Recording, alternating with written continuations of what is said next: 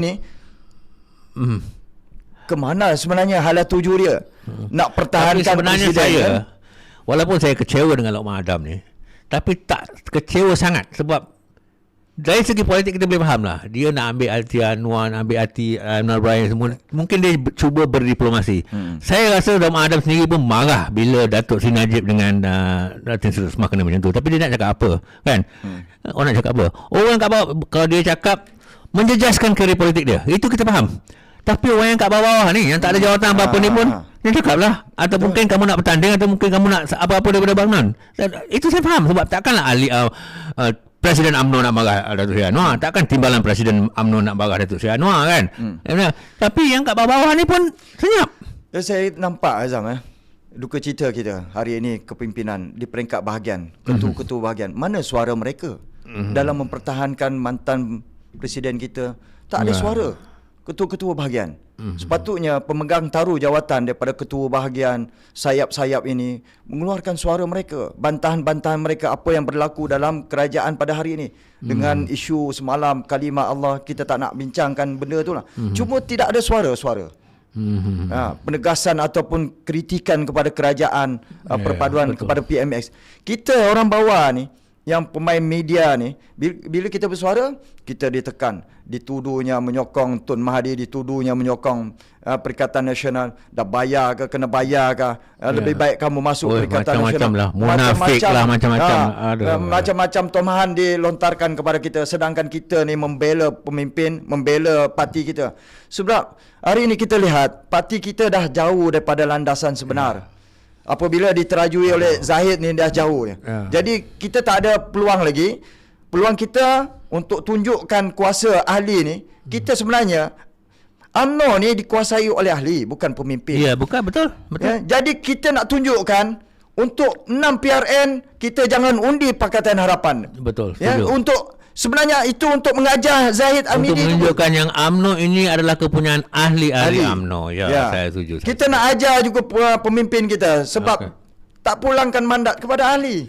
Ikut mereka saja 2-3 orang di atas tu. Jadi duka cita di situ. Ahli pun marah ni. Bukan setakat kita. Okey, saya ada soalan orang forward kat saya ni. Dia suruh saya tanya dekat saudara Tan Likas, boleh ya? Soalan ni dia orang ni baru WhatsApp ya. Okey, actually sebenarnya soalan ni soalan sama, tapi saya ulang balik lah Orang dia kata, saudara Atan, ramai ahli akan umbi terasa kecewa bila melihat rumah UMNO ditakluki DAP dan rakan mereka. Malahan PWTC telah diwarna-warnai sinonim DAP putih. Iyalah, betul lah, putih semua Betul. Tak ada kali lain nak pakai kot. Tak ada. Apa pandangan saudara Hatan Likas tentang ini? Apa dia? Saya dah buat pandangan ini beberapa hari Ahad tu lagi saya dah buat live nak jelaskan benda ni, bahawa rumah UMNO dah ditakluki dengan warna putihnya seolah-olah saya memang DAP kuasai warna sinonim dengan DAP.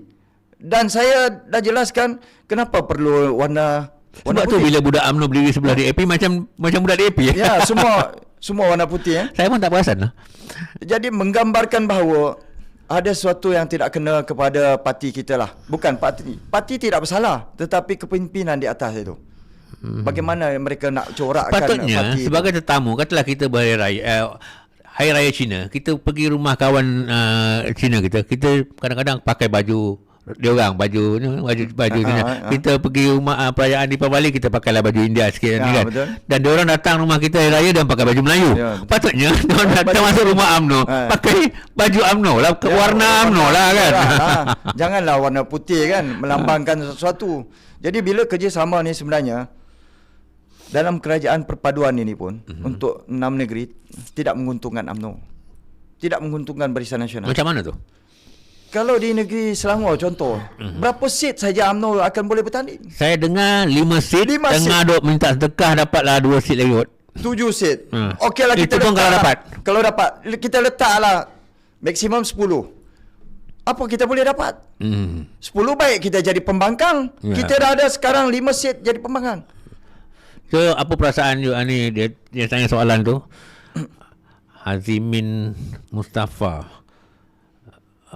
Okey. Soalan kedua ni daripada Hazimi Mustafa. Kenapa Presiden UMNO masih mahu menipu ahli akar umbi dalam memberikan sokongan kepada Anwar sehingga sanggup mengatakan UMNO sedia jadi tulang belakang kepada PH untuk sekurang-kurangnya 3 PRU akan datang? Okey, kenapa Presiden Anwar masih mahu menipu ahli akar umbi dalam memberikan sokongan kepada Anwar? Ya, Datuk. Sehingga sanggup mengatakan UMNO sedia jadi tulang belakang kepada PH untuk sekurang-kurangnya 3 PRU akan datang. Apa komen saudara Hassan Likas? Kita lihat Presiden UMNO ni bukan setakat baru ni je rasa nak menipu akar umbi ni. Beberapa tahun yang lalu pun bila ada audio yang dikeluarkan, Kita senyap je. kita senyap je sebab kita masih PRU, nak ambil PRU, betul. kita nak momentum itu tidak terganggu. Tapi bila dah mulai selepas terbentuk kerajaan ni, kita lihat tengok kelakuan Zahid ni dah di luar batas ataupun di luar landasan track untuk perbaiki UMNO lah. Jadi kita tengok semalam pun ucapan dalam majlis itu, dia boleh puji Anwar melambung-lambung. You are the real Anwar, kan?